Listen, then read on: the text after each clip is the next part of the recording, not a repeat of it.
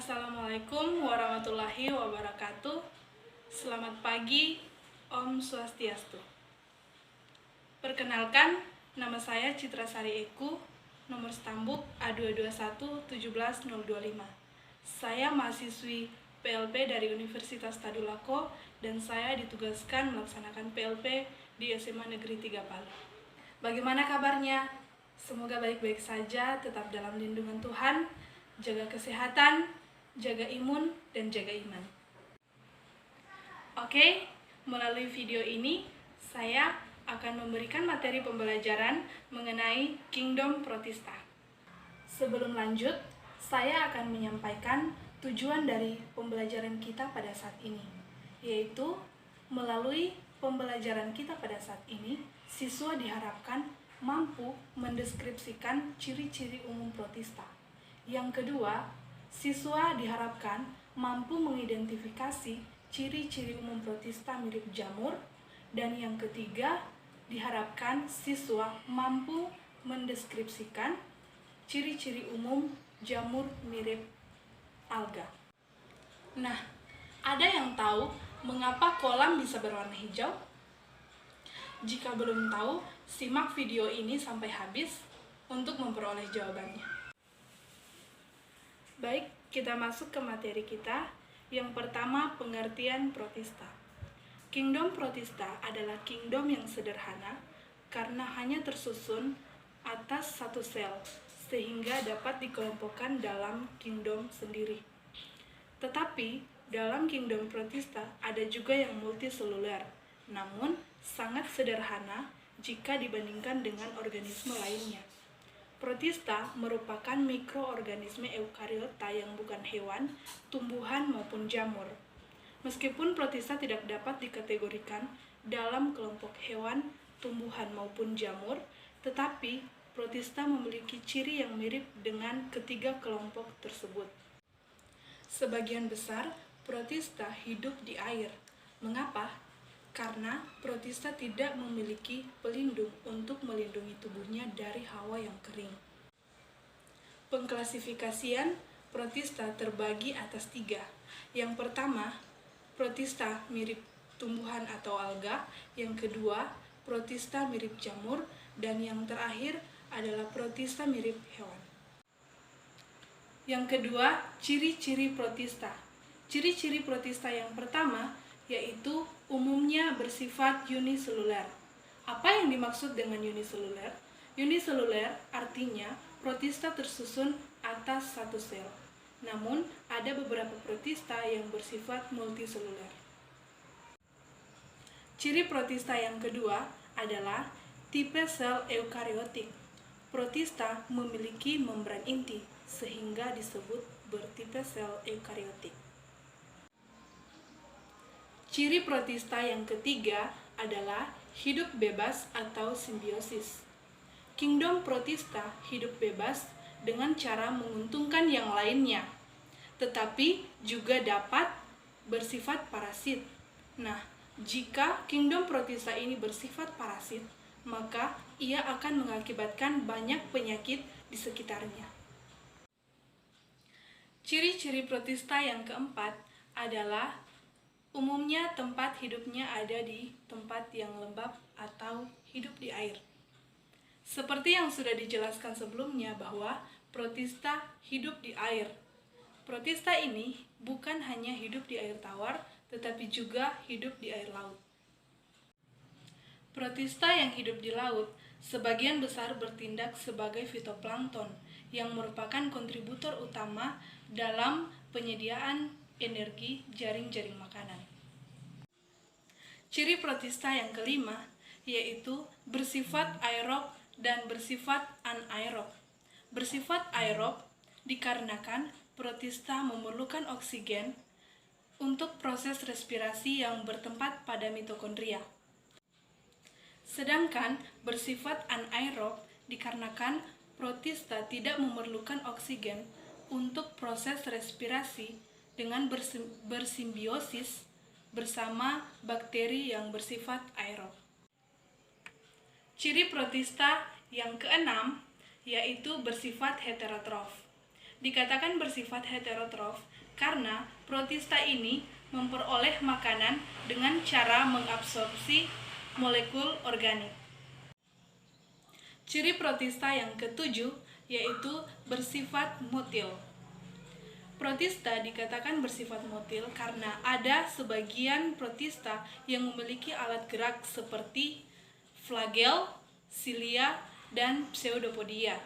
Itu sebabnya mengapa ciri dari protista ini salah satunya adalah motil yang bergerak bebas. Nah, selanjutnya kita masuk pada pengklasifikasian protista.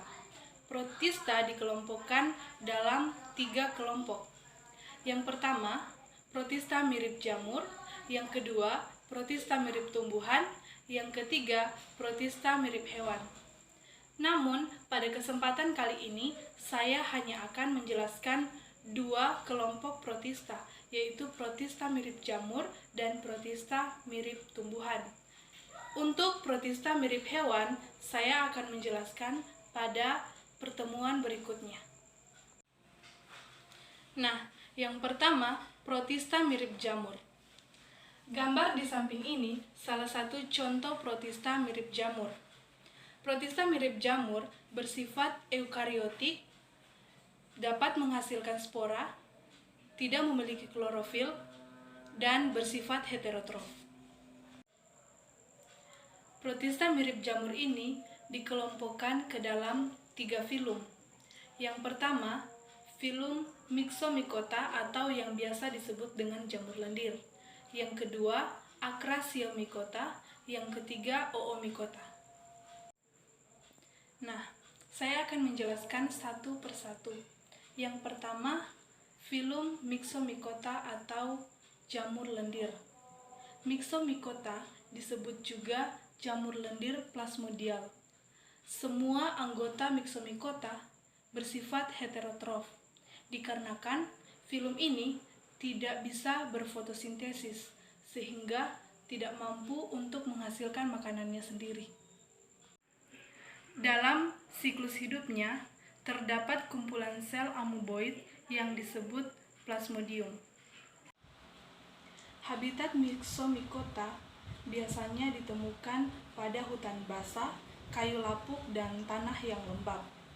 Nah, ketika habitatnya ini kering dan tidak dapat memberikan makanan, maka plasmodium tidak akan dapat tumbuh dan berkembang, namun dia akan berdiferensiasi menjadi suatu tahapan siklus hidup yang berfungsi untuk reproduksi seksual.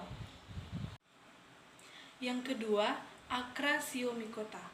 Acrasiomycota ini merupakan organisme yang bersifat haploid atau hanya memiliki satu set kromosom. Selain itu, Acrasiomycota juga memiliki tubuh yang berfungsi untuk menghasilkan spora pada saat proses reproduksi aseksual. Yang ketiga, Oomycota. Oomycota atau yang biasa disebut dengan jamur air. Oomycota terdiri dari 2 suku kata. Yang pertama, oo yang berarti telur, yang kedua, mycota yang berarti jamur.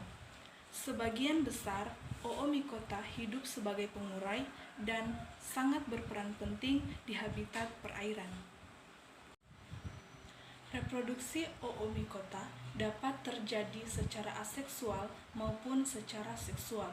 Secara aseksual, mereka membentuk zoospora, yang mana apabila jatuh di tempat-tempat yang sesuai, maka akan membentuk organisme yang baru.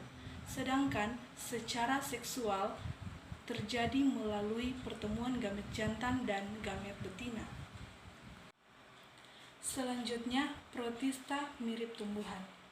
Protista mirip tumbuhan atau yang biasa disebut dengan alga ini bersifat multiseluler, memiliki ukuran tubuh yang bervariasi, memiliki pigmen yang fotosintetik, memiliki bentuk kloroplas yang bervariasi, dan bereproduksi secara aseksual maupun secara seksual. Protista mirip tumbuhan ini dikelompokkan ke dalam 7 filum.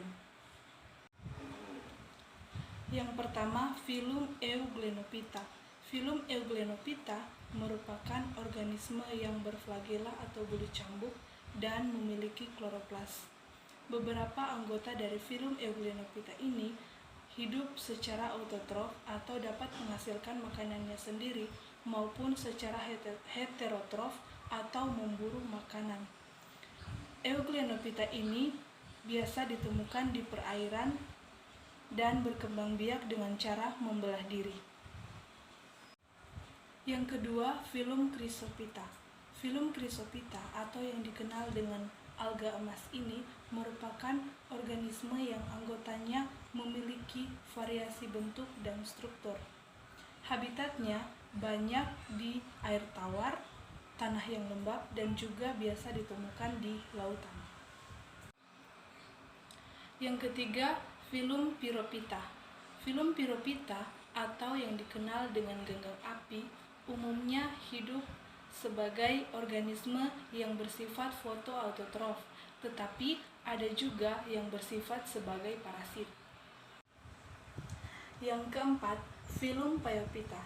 Filum Phaeophyta atau yang biasa dikenal dengan genggam coklat. Filum ini merupakan kelompok protista mirip tumbuhan yang memiliki pigmen dominan karoten. Filum Phaeophyta ini bereproduksi secara aseksual maupun secara seksual. Yang kelima, filum Bacillariophyta. Filum Bacillariophyta atau yang biasa disebut dengan diatom merupakan filum yang memiliki anggota paling banyak jika dibandingkan dengan anggota filum lainnya pada protista mirip tumbuhan. Diatom ini dapat berbentuk benang, bulat, atau segitiga. Yang keenam, filum Rhodophyta. Filum Rhodophyta atau yang biasa disebut dengan alga merah. Di sini ada yang tahu mengapa disebut dengan alga merah? Nah, filum Rhodophyta ini memiliki pigmen phycobilin yang lebih dominan. Nah, pigmen phycobilin ini yang memberikan warna merah pada tubuh Rhodophyta. Selanjutnya, Rhodophyta kebanyakan hidup di air laut dan paling sedikit hidup di air tawar. Rhodophyta ini bereproduksi secara aseksual dan secara seksual. Yang terakhir atau yang ketujuh adalah filum Chlorophyta. Filum Chlorophyta atau yang dikenal dengan alga hijau. Sesuai dengan namanya, Chlorophyta ini memiliki tubuh yang berwarna kehijauan. Hijau itu disebabkan karena Chlorophyta ini memiliki pigmen klorofil yang lebih dominan. Ia memiliki pigmen karotin yang berwarna kuning, akan tetapi hanya sebagian kecil di dalam tubuh Chlorophyta ini. Di dalam tubuh alga hijau, klorofil berkumpul pada suatu tempat yang disebut dengan kloroplas. Kloroplas untuk masing-masing anggotanya memiliki bentuk yang bervariasi, mulai dari bentuk yang bulat, bentuk spiral, ataupun berbentuk bintang. Chlorophyta atau alga hijau ini bereproduksi secara seksual ataupun secara seksual. Nah, itu tadi penjelasan saya mengenai materi pembelajaran tentang Kingdom Protista, ciri-ciri dan pengklasifikasiannya. Ada yang ingin tanyakan? Mungkin dari kalian yang menonton pada saat ini ada yang belum paham tentang penjelasan saya sebelumnya. Kalian bisa meninggalkan pertanyaan kalian di kolom komentar di bawah ini. Yang terakhir, untuk mengevaluasi materi pembelajaran yang saya sampaikan tadi, mari kita bahas beberapa soal berikut. Nah, soal yang pertama yaitu berikut yang termasuk dalam ciri-ciri protista kecuali A. Umumnya uniseluler, B. Hidup bebas dengan simbiosis, C. Bersifat motil, D. Tidak dapat hidup di tempat yang lembab, dan E. Sebagian multiseluler. Sesuai dengan penjelasan yang sudah saya jelaskan pertama di awal, bahwa salah satu ciri dari protista adalah hidup di tempat yang lembab. Sedangkan bagian D itu disebutkan bahwa tidak dapat hidup di tempat yang lembab. Jadi, jawabannya adalah D. Soal yang kedua, yang termasuk dalam pengelompokan protista mirip jamur yaitu A. Euglenophyta, B. Phaeophyta, C. Rhodophyta, D. Oomycota, E. Chlorophyta. Nah, seperti yang sudah saya sebutkan pada penjelasan pengklasifikasian protista mirip jamur dikelompokkan ke dalam 3 kelompok, yaitu Myxomycota, Acrasiomycota, dan Oomycota.